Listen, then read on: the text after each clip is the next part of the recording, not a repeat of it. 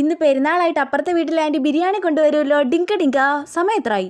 12 മണിയായോ? കൊണ്ടുവരാൻ സമയമായല്ലോ. ഇനി അഥവാ കൊണ്ടുവരൂല്ലേ? എല്ലാ പ്രാവശ്യവും കൊണ്ടുവരുന്നതല്ലേ, അപ്പൊ ഈ പ്രാവശ്യം കൊണ്ടുവരാതിരിക്കത്തില്ല.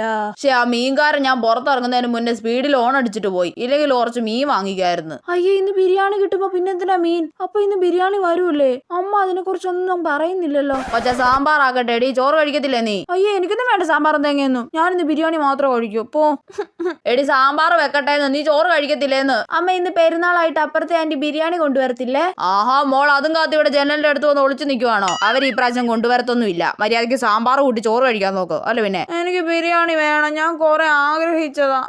മിണ്ടാതിരിക്കോച്ചേ. അതെ, അപ്പുറത്തെ വീട്ടിലെ ആന്റി വരുന്നുണ്ട്. അയ്യോ, ജനലിന്റെ അടുത്തൊന്ന് മാറി നിൽക്കാം. ചേച്ചി, നീതുമോൾ അകത്തെവിടെ ആണെന്ന് തോന്നുന്നു. ആന്റിയെ കാത്ത് ജനലിന്റെ അടുത്തൊന്നും ഒളിച്ചു നിൽക്കുവല്ലോ. ആ വരുവാണേ, വേഗം പോയി ബിരിയാണി വാങ്ങിക്കാമേ, ചുമ്മാ ഷോ കാണിക്കാതെ. അല്ല പിന്നെ